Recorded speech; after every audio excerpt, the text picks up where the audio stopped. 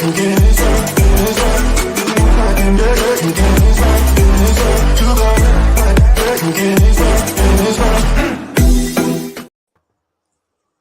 afternoon, everyone, and welcome to our virtual chat. It's been a while since we were doing it, and now we're back because we received a lot of requests for virtual programs. And we're so lucky today because we have three wonderful presenters.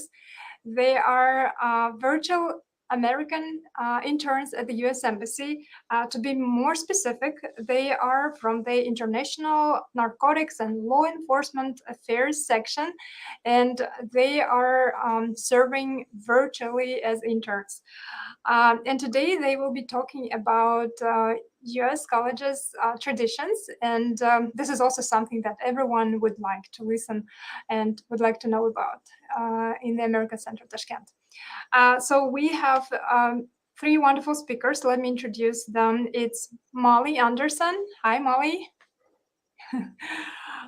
It's Hannah Pasali. Hi, Hannah. Hello. And it's Ariel Dardashti. Hi, Ariel. Thank you so much, guys, for your time. I know it's been, we were preparing for it for a long time, and it's very early for you now.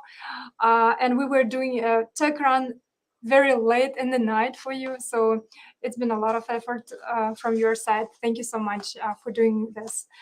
As usual, I want to tell everyone how it's going to work. We will have a presentation, about 15-20-minute presentation from our presenters, and then we'll open it up for questions. You can ask your questions in the comment sections below this video on YouTube and Facebook, or you can use a link. If you are joining us on Telegram, you can use the link. We will put the link in the comment section. You can ask your questions in that group. And I think that's it. We want to make it as interactive as possible, so please don't just watch us, interact and ask questions and write your comments. Okay, guys, thank you so much, and over to you.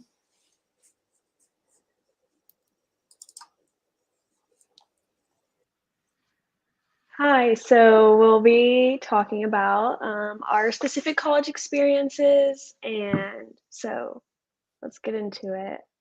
So I'm Molly, and I'm a junior at Texas A&M University. I'm majoring in business with minors in communication and comparative cultural studies of the U.S.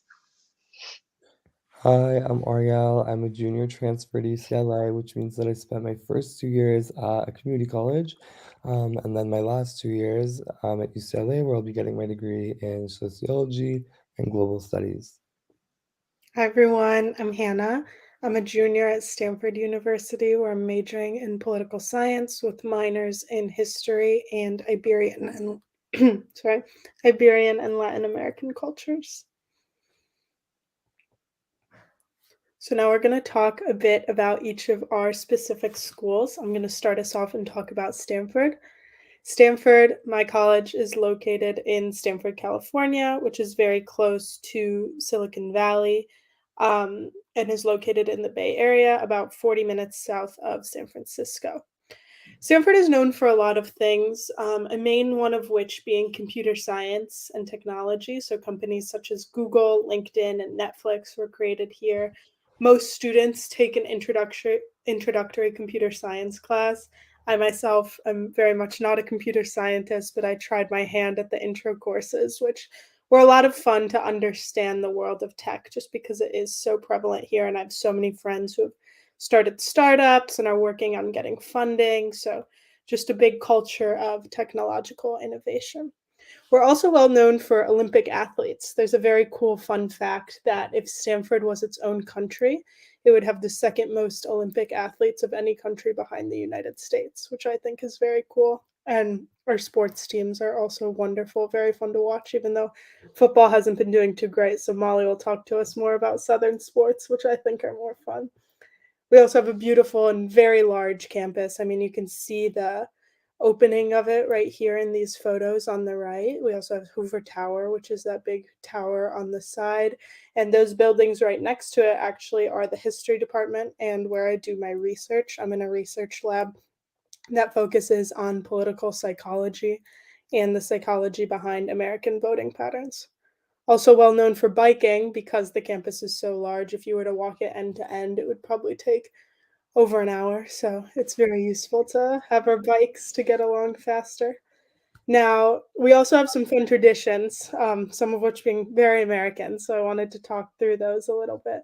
We have this one tradition called Nomad, which is very funny. At the end of the quarter, we basically, like, once we finish finals, have this traveling party. So somebody puts a speaker in a shopping cart and you all walk the entirety of campus together. And it's just a fun way. I mean, everybody goes. So it's just a very fun way to see everybody in your classes and all of your friends and just bond over the fact that finals are over and you get some break to look forward to. We also have this tradition of fountain hopping. Stanford has, if I'm not mistaken, around like 15 fountains, which the students almost use as pools. So if you come to Stanford in the spring or the summer, you'll see students just tanning or playing games in the pools, which is a lot of fun. People also bring their kids, which is very cute. Not the students, mostly the Silicon Valley residents. Um, the Stanford tree is a funny Stanford tradition. So the Stanford mascot is a tree, which I think is very weird, but very interesting at the same time. And so the tree literally just dresses up as this cartoon tree and dances around like football games and volleyball games and all different sports, which is very entertaining to watch. My friend is currently the tree, so watching him go through that process has been very funny and really puts you in touch with Stanford culture. And then big game versus UC Berkeley is also a lot of fun. UC Berkeley is our main rival in football and most other sports, but that game has been going on for about 150 years now. And this past fall, we went to Berkeley to go watch the football game, which was awesome. And then Beta Breakers is a last funny tradition, is pretty much, I mean, everyone who wants to basically goes and takes the train together at like 6 a.m. to go to San Francisco. And we walk it, but some people run this race called Beta Breakers, which basically starts at the San Francisco Bay and ends at the water, the Pacific Ocean. And it's about like, I would say like 11, 12 miles. It's an ordeal. Most people don't make it through the whole thing, but people just dress up in silly costumes and go together, and it's a lot of fun. It's a great school. I like it a lot. I'm not from California, so getting to get in touch with California culture has been very exciting for me as well. Thank you. So I'll go next. So Texas A&M is where I attend. A couple of these pictures, just a couple fun things. In the bottom, that is Miss Rev. She's our mascot. She is a live dog, and she does like retire and like a new one comes in training. It's like this whole ordeal. Um, the the other bottom picture is Aggie rings, and so you get this your last semester of your junior year. So I just ordered mine, and I'll get mine in April. It's a very big like connection. So like if you see someone else with an Aggie ring, it's like said like you form a bond and you kind of have like a mutual connection. Um, yeah, so I'll go on to my next slide. So Texas A&M was founded in 1876 as Texas's first institute of higher learning. It's located in the Houston, Dallas, Austin triangle. So it's about 2 hours from each of those major cities. It is also a very large campus. Um, I'm on West Campus in the business area, and like I never go to South Campus because it's just too far. There's no reason for me to go over there. We also have branch campuses in Galveston, Texas, and Doha, Qatar, as well as many other sister schools across the state of Texas. We have 16 different academic colleges on the College Station campus, and schools and 2 branch campuses, as I've mentioned. Texas A&M is one of the most diversified and comprehensive public research universities in America. It was originally founded for agriculture, mechanical, and military college, which is what A&M stands for. Um, we offer more than 130 undergraduate degrees plus 268 graduate and professional degrees. And we pride ourselves on our core values, which are loyalty, integrity, excellence, leadership, selfless service, and respect. And then a few of the traditions I've already mentioned, the century tree, which was a picture on the first slide, is just a fun little, like it said, like if you walk under the century tree alone, you'll be alone together forever. But if you walk with someone like your partner, then y'all will be together for a century. So there's a lot of proposals and stuff under the century tree. Miss Rev is our mascot. Talked about the Aggie ring. Midnight Yell, I'll kind of talk about it a little bit when I talk about the sports, but um, it's like a practice yell session before every football game, and it's at midnight. And we just kind of like cheer and like practice everything. And we have many other traditions, but those are just some of our most popular ones. Hi guys, so I go to UCLA. Again, this is my second. We have a quarter system, so I guess my second quarter. What that means is basically the semester or our entire school year is split up into three quarters, and then one quarter is summer break.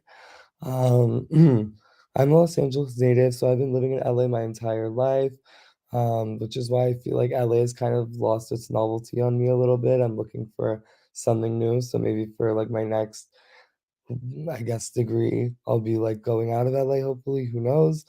But UCLA is located in Westwood. The two bears on the left are our mascots. Um, Daisy Bruin, and I don't know the male Bruin's name, I'm sorry, but they definitely walk under the Century Tree together, I can tell you that. Um, the photo of the stairs, I don't know what they're called, Jan Steps, and they're like located right in the middle of school. It's mostly for social science majors like myself. um, the school is split up into two areas, the North and the South Campus. I'm a North Campus person because I study humanities, like I said before, international relations and sociology. But if you're studying, let's say, business like Molly, or if you're studying, I don't know, tech or something like that, you'll be in the South Campus because that's where all of the Bachelor's of Science degrees are. Other than that, right next to the Gen Steps is the grass area that you can see on the right of the steps, and then above that are just the buildings, like where the classes are held basically. And some of them look really old, but the campus has been newly renovated, so there are newer buildings as well, but mostly in the South Campus where I don't study, unfortunately. So it's located, as I said, in Los Angeles, but specifically in the Westwood community, which is known for its large Iranian community. I'm Iranian, and I actually used to live in Westwood, but we moved out when I was a kid. I love it, honestly. I think that it makes me feel very close to home. I know that, like, for the people watching, you can definitely go and like get a sense of like your home culture and your home community because like they have similar, like I guess, Middle Eastern foods and Middle Eastern spices and stuff like that. I always see people from like other countries and stuff coming into like the Iranian markets where like I go to shop because like for us, like that region, I guess, is just very similar. Like I know that like whenever I was in New York, we don't have a lot of Central Asian individuals here, but whenever I was in New York, I definitely resonated with that culture and the markets and the food and the dancing and things like that. So UCLA is the number one public university, and in the US, we have private and public like colleges and universities. And what that means is mine is government and state run, whereas I don't know about Texas A&M, but I know that Stanford is definitely public. So that means that my degree is essentially, although it's still very expensive because it's the US, it's somewhat subsidized and like a little bit cheaper. And yeah, essentially the UCLA is the number one institution. Um, fun. Also, we have an amazing walkable campus. Unlike everyone else here that's like sharing their insane horror stories of like not being able to walk the campus, I think like end to end, UCLA is half an hour, and I like the walk. Honestly, I don't know. I like the. It's a lot of greenery. It's a lot of trees. Right now it's spring, and all the flowers are in bloom, and the trees are sort of like becoming green again. It's not spring yet, but whatever. And then like it smells really nice. I think one of the trees like smells just like saffron, and I love it. Fun traditions. I think every school in America has like a rival school, most schools at least. And ours is USC, the University of Southern California, which is located in downtown Los Angeles, so not that far. And then we have the yearly game, a football game, and then like if they're playing in any sports games together, like that's kind of like a big game because it's like we know that they're our rival school and we know that we're just like built like in like mentally it's innate in us that like we have to hate them. Um the fight song, again, like going back to sports, we like have a fight song where like we'll sing it in the middle of halftime at the game. So we'll be like U-C-L-A, U-C-L-A, fight, fight, fight, woo. And then like that's the way you're like building morale and like this collective effervescence of like just being at the game and being together with your like UCLA tribe, your like Bruins as we're called. Fours up, you like hold a four finger salute like this like at the game, and basically like it's just for four like the four letters of the school like UCLA. um the inverted fountain tradition, it's very similar I think to like the century tree that Molly was talking about. Basically like on your orientation to school where you like learn about what attending UCLA is going to be like, you touch the water in the fountain. It's basically like it goes inside of the ground so you can't see the bottom of the fountain, and if you touch it again while you're at school, you're gonna have to like stay an extra year, allegedly. Um, the Undiron, basically the Wednesday of finals week, everyone runs around the campus like in their underwear. Um, I don't know, it's just like for fun. Some people will wear like a onesie. I do it, but I'm not brave enough to do it in my underwear, so I just run. And a lot of people do that also. And also last quarter it was really cold, so I definitely wasn't doing it. But you guys will be the first to know if I ever change my mind. The Midnight Scream, again, another finals week tradition. I honestly love it. You basically like holler out of your window, you just like scream once the clock turns midnight. I think on the Monday of finals week, so that everyone is still on campus because everyone is more likely to have a finals on like the Monday, but not the Friday because people will be leaving.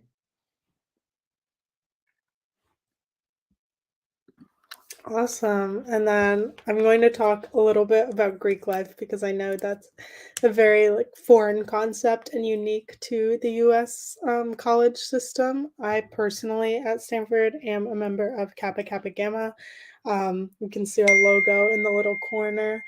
Um, and it's a pretty large national organization with a ton of chapters throughout the country. I also added some photos of like you can see the Stanford Inter Sorority Council on the bottom right, which just lists all of the Stanford sororities. So there's 7, whereas other schools like I'm sure Texas A&M has like 40, 50. So it's very interesting because Greek life varies a lot based off of where you are. And so I know when people think of Greek life, they think of these big white houses, which is absolutely nothing what ours looks like personally, but I do think that they're very cool. Just different systems, but they do offer a really wonderful sense of community. It's a great place to learn and gain resources from your classmates because the bonds of the sororities are really strong, and like alumni always want to reach out and help their sorority sisters, which is awesome. It's also just a great place to have fun and make friends. I lived in my house. Right now I'm studying abroad in Madrid, but I lived in my house right before. And that was a really lovely experience just to be close to everybody and you get to know everyone on a better level.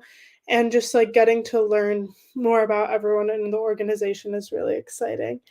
Um, as I was saying, Greek life varies across this country. Stanford Greek life is smaller and calmer compared to a lot of large Southern schools, so we don't have as many, I would say, like rote traditions as Southern schools do, but we do. I mean, we learn like the Kappa song and everything and have our initiation, but it's really just a great place to learn from your friends and have a good time. You also do some charity events and partner organizations. So we work with this organization called Kids with Dreams, which is kind of similar to Make a Wish, but on like a smaller scale in terms of like kids with pretty terminal illnesses, just like helping them realize their hopes and dreams while they're sick, and just helping grant them opportunities and enjoy life. We also, I mean, the traditional movie stuff that you would imagine, like the formals, the date parties, the mixers with the fraternities are all fun, all very American. I know my parents are immigrants from Egypt, so them understanding like the Greek life scene with me and my sisters was very funny compared to like my friends whose like mom was in Kappa and her grandma was in Kappa and just have a very strong lineage. But I mean, at least the Stanford ones are very welcoming and you get to learn from different groups of people, which is really cool. And then I'll talk a little bit more about sports. So these are like the most popular college sports in America, and it's like American football, basketball, baseball, soccer, ice hockey, track and field, lacrosse, equestrian, and many, many more. We have all of these at Texas A&M, among some more. So all of these pictures are like kind of Texas A&M um, pictures. The very top one where it's the T, that's the Aggie band, which we're the Aggies. Students are Aggies. And then you can see the band again. The bottom picture is a picture at a baseball game. The top left picture with all the people, like the guys in the white, those are our yell leaders. And that's kind of the midnight yell thing that I was talking about earlier. And then our big rival is UT Austin, and that's kind of like what Hannah and Ariel are talking about with rivalries. You're kind of like put in your head that, oh, they're bad, so like we have a bunch of traditions and games against them, and any sport is a big deal.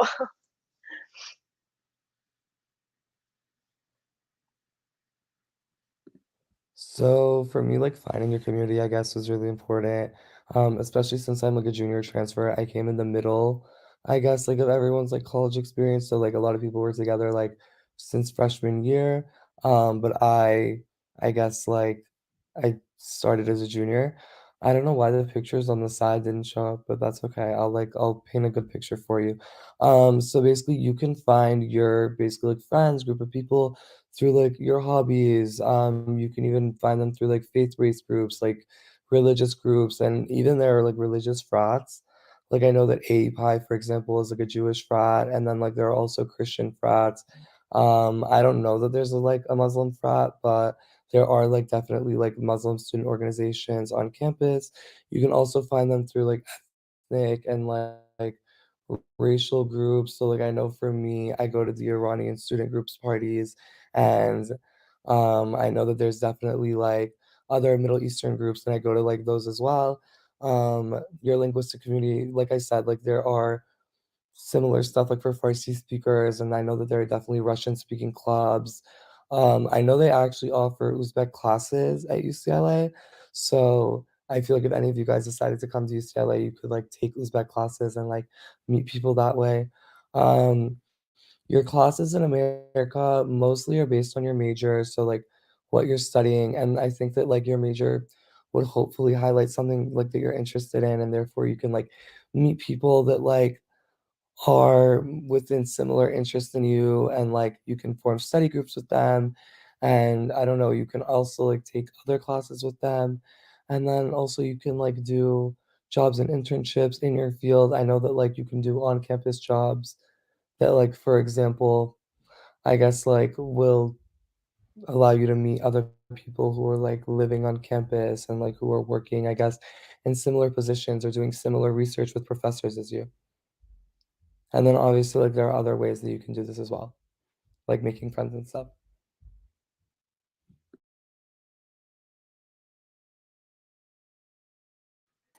And that's all we have. Thank you so much. Wow, you have beautiful universities and beautiful traditions. A couple of Thank you. I want to remind everyone how to don't hesitate in the comment section. So the first question is coming from Kate Duggett. She's saying, hello, guys. Thanks a lot for sharing about your universities. It's very important for us to know. I would like to know what languages you are studying there. I can go first. My minor in Iberian and Latin American cultures is basically a Spanish minor, just with some cultural and literature elements. So I'm studying Spanish there, and then I also speak Arabic, but I have not taken classes there. But they offer, I mean, as Ariel was saying, most schools offer tons of language options.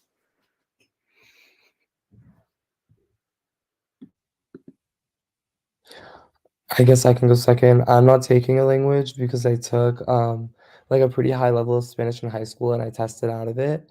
Um, but again, like UCLA has a bunch of languages. Like even I guess like you could learn languages that don't even exist anymore. Like I know that they used to teach like Aramaic, which hasn't existed for a long time. Even though like I do know some speakers. But yeah, like I don't take a language anymore. I am interested in taking French though. I also don't take a language because I took one in high school. I did Spanish in high school. But as they mentioned, we also have a lot of options to choose from with college courses for different languages. Okay, thank you. And another question from Kate Duggett. Specifically to Ariel, when you were talking about football games, do you mean American football? And what is the name of the university team?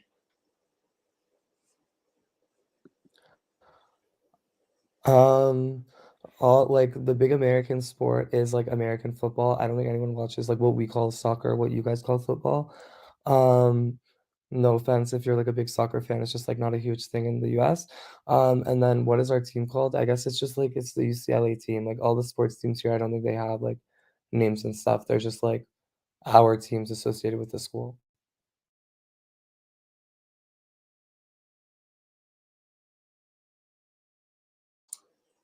Okay, thank you.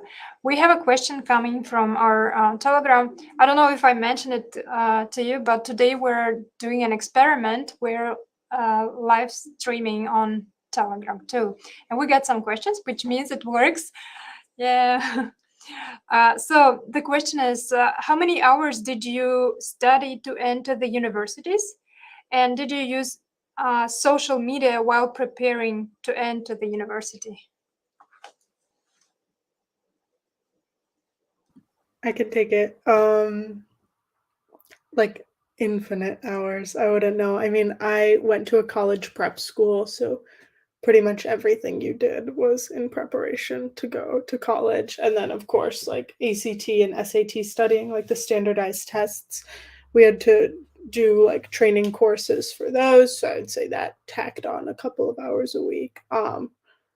Our classes, I think basically how they had it was each AP course was like an hour of work a night, they would try to estimate it at. And I took 5 a year, so like somewhere around there, I would say like 30 something hours a week in like work outside of school. So it was a lot. And then social media. Yeah, I mean, I think it was useful that like each college has its own admissions website and admissions like Instagrams, and then you can watch YouTube videos of like day in the life in each kid's college. I also do think though that it was quite stressful, and looking back, I'm not sure if I wish I had done that because I think you like hone in too much on the idea of certain colleges and then you don't really allow yourself to explore the possibility of yourself elsewhere because you're kind of focused on specific institutions' social media pages or specific people at specific institutions. So I think it's a give and take.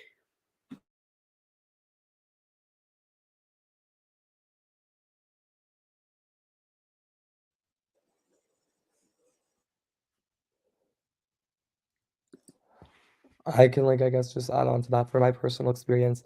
Um, I also took like a bunch of APs in high school and stuff, but I didn't get into like UCLA straight. I got into a lot of out-of-state schools, and my parents just weren't comfortable with me moving out. I guess like it's like a very Middle Eastern sort of like stereotype that like we stay at the house like for like a little while longer than like I guess the like typical American. So for me, like I kind of like went to a community college, and basically just what that means is like it's in California, it's like free, but it's normally like it's free, it's easier. You take what are called like general education courses, which is just like a couple of courses across like a breadth of subjects. And like you need to take them. Every university has different requirements, but like mostly it's a math requirement, a language requirement, science requirements, just basically like general courses so that you get a good sort of like a myriad of classes, like that you get like a good knowledge background despite like your major and stuff. And then I did the same sort of thing. I did dual credit in high school, which is like taking college courses, and it counts for both a college credit and a high school credit. So I graduated high school just a couple hours short of an associate. So I transferred all of those to A&M whenever my freshman year. Okay, thank you so much. Question from Sevinchka Yumova. She's asking, can you tell more about choosing majors and minors? Because in Uzbekistan, we usually don't have that thing. So we usually have the subjects that are taught to everyone, and they have to take whatever is university is asking them to take. Well, I would say that kind of is like how like our high school is functions. Like you don't really have a choice on what classes to take and stuff in high school. I know once you get like higher level, if you have like certain electives, you can choose those. But the base level courses, like you're not really allowed to pick. So with our universities, it's kind of more specialized to what you want to do in the future with your career. So you kind of choose something along that path, and you can add like minors are like just like at different specified areas of study. So it's not as much material as a major would be, but you can just add it on to your major.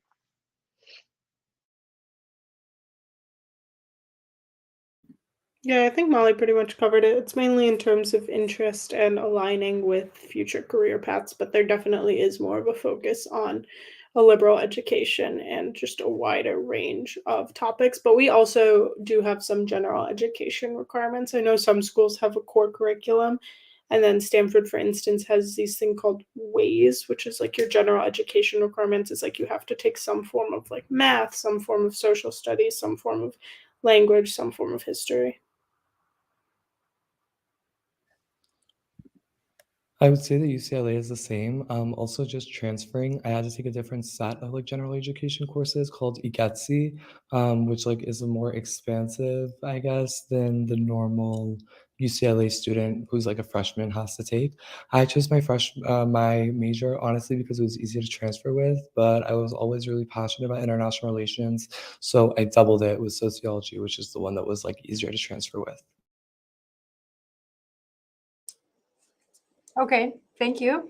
Our next question is from Shahnoza Sadikova. She's asking, could you please tell us about essays and how important are they?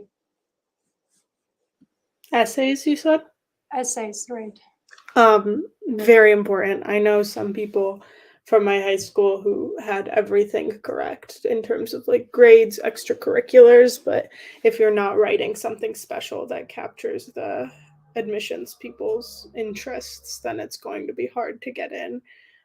Stanford, for instance, has like very creative ones. I know some schools just do like you have to write one general essay that you send to all of your colleges, and then some schools just have like one or two long responses that you also have to do. Stanford has like 10 short ones because they want to like hear you describe yourself quite creatively, uniquely, which was almost more fun to do, but they're definitely very important. Once you get into college, I would say it depends if you're like a science, math, technology major, essays are not going to make or break you.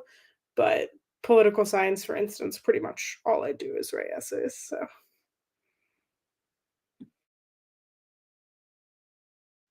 I agree with Hannah. At the beginning, when you're like trying to apply to universities, essays are very, very important because that's one of the big things they look at, as well as like the standardized testing. And then, as she mentioned, like it definitely depends on your major, um, how much essays you'll be writing for classes? For me, I know that like it definitely was make it or break it. I remember like a lot of kids from my high school, like my year, at least like at my high school, it was very random, like hit or miss the admissions. I remember like kids who I don't know, like really didn't do anything in high school and like got okay grades or getting into like crazy, crazy schools. And then like kids who did like everything by the letter, like didn't get into those same schools. So I think that essays are like very make it or break it or not. Yeah, they are because like basically it's the only window that the admissions officers have into like seeing your personal story. It's your only way that you can really communicate with them outside of your GPA. All right, thank you. So our next question is stories.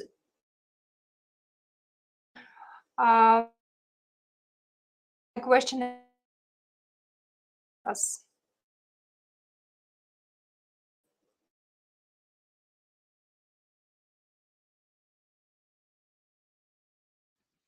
It was cutting in and out, so we couldn't really hear you. Sorry, can you hear me now? Yes. Okay, good. So Muhammad is asking, he's thanking you for sharing your stories and ask, do you usually, students are usually known for eating wrong stuff? It was still kind of in and out, but think I can get the gist of it.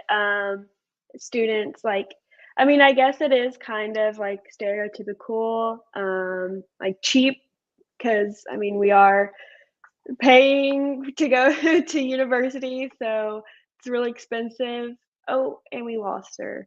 So yeah, I mean, yeah, I guess it would be kind of like cheap foods. Honestly, I still live at home, so like my food is pretty good. I like definitely cook for myself, so like, I guess, like, my diet right now, I don't think I would, like, change it, but I know a lot of my friends, who, like, are on the dining hall pass, for example. Actually, the dining hall passes in other schools, it's not very good. Like, I know a lot of people, they complain that, like, the food is bad and it's not healthy and stuff like that. UCLA actually has one of the top dining halls in the country, and our food, I would say, is pretty healthy and tasty as someone who's, like, had it a couple of times. Yeah, for us, most people are on the dining plan, and once you live in like houses when you're older, they have chefs, which are wonderful. So ours isn't too bad, thankfully. Oh, also, like, just to clarify, like, the sorority and fraternity, like, the Greek life houses have chefs. Not every house in America has, like, a private chef. No. In ours, every row house, so like every house for upperclassmen has chefs, but it depends on the school for sure.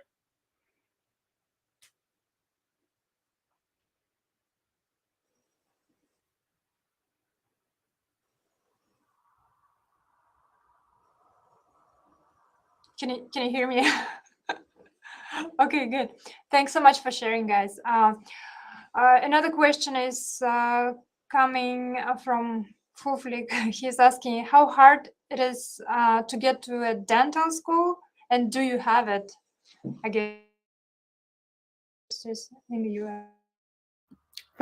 My sister went to dental school, so I can take this one. We don't really know too much on that though, because we are only an undergrad, and it's a totally separate thing. It's quite hard. I mean, you have to take the DAT, which is the standardized exam, and then also have to maintain a very high GPA and get good letters of recommendation, particularly from your science faculty. Stanford personally does not have a dental school, but a lot of other institutions do. She ended up going to New York University, so NYU. But yeah, not our area of expertise, sadly. Actually, my dad is a dentist, so, like, I have some, like, I don't know, I have some, like, insight, I guess. Also, a lot of my friends wanna become dentists. So basically, like, Hannah said, you do need to take the DAT, and then like just after that, you need to like also be taking a lot of science classes. The admissions process is very similar to medical school. And then in the same way as undergrad, you also need to write like personal statements and essays and obtain letters of recommendation.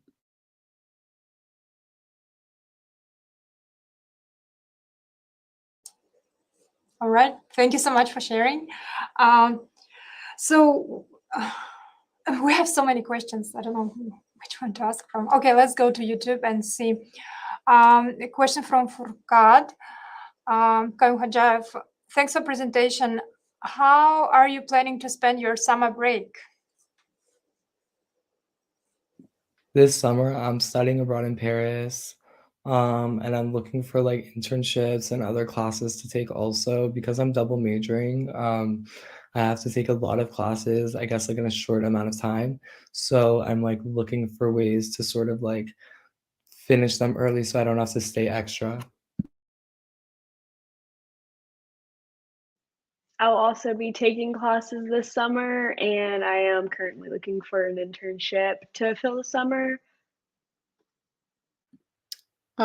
Also looking for an internship. I was in DC last summer, so I most likely will end up back in DC, probably doing something government related. Should be cool. Nice. So good question about inclusivity in American schools. How can you evaluate inclusivity in your schools? Are they inclusive? I would say like UCLA is pretty inclusive. We're like in the heart of like one of the most metropolitan cities in the country, if not the world. Definitely there's like groups and stuff for everyone, like whatever. I like basically what I said already, like you guys have like any identity you like affiliate yourself to be a part of, like they have it. Also like they UCLA does a lot of like land acknowledgements, I guess, which is basically acknowledging that we're like on Native American land and like we'll acknowledge the tribes and stuff like that. Also like in my like certain classes will have what's known as a discussion. So you'll be in a 200-person lecture, let's say, and then like a 20-person discussion where like a graduate student will talk to you about the material. Like you introduce yourselves to your peers and stuff like that, but they'll always ask you like what your pronouns are, like what your preferred name is, or things like that. And I think I don't know how it is at like at other schools, but I know that a lot of my friends in different schools also have that. I would say Stanford's quite similar. I think there's obviously something to be said for being so close to San Francisco and being in the Silicon Valley is that it's a very, um, yeah, metropolitan and just very diverse area. Of course, experiences are going to differ and do differ even on campus, but I would say in comparison to most places, it's quite welcoming and inclusive. I agree.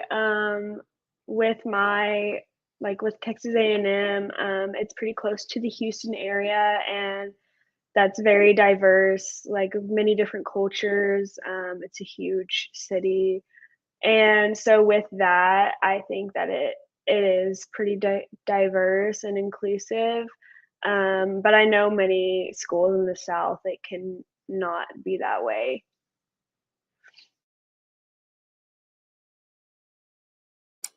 Okay, thank you.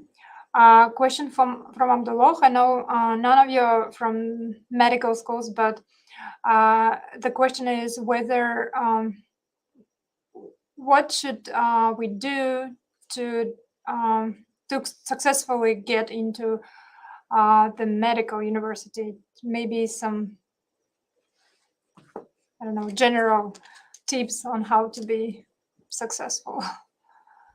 I would say it's pretty much the same as dental, maybe just a little bit more research focused. I mean, most of my family is in medicine, but I would just say really what you do is they have assigned pre-medicine classes. So you have to take all of those, do well in all of those. Again, get your letters of recommendation, do research pretty much all the time, get your connections in different places, and then just apply, apply, apply. But yeah, pretty much same as dental. Probably went over. Okay, thank you. Um, Anyone else wants to add anything? No? Ariel? No? Okay. All right, and we have one question left from Facebook, from Kate. How about uniform? Do you wear any uniforms at your schools? Colleges don't really have uniforms in the US. High schools, some definitely do. Like I had to wear a uniform in high school, but I can't really think of any college in the US with a uniform. No, also I was gonna say like a lot of colleges have kind of become like a fashion show, which I think is kind of cool. I like it personally. Like, I don't know, I know that like a lot of people will like be strutting to class in like their heels or like really crazy like patterns and clothes and stuff like that. I don't do that again, like I'm not that brave yet, but like I definitely am like conscious about what I wear in school. Like I definitely pick out an outfit, like thinking about like my classes and who's in them and stuff like that. So it's definitely like no uniforms. That's really funny because that tells like the difference within the US. Like with us, it's more like athletic wear, like just for comfort. Unless of course you're like, whereas I'm in like the business school, so we do kind of have like a uniform, so to say. So like certain points we have to like be business casual or business professional depending on the situation. But other than that, no, we don't have uniforms. But I did wear uniform in high school, but that's because I was in a private school.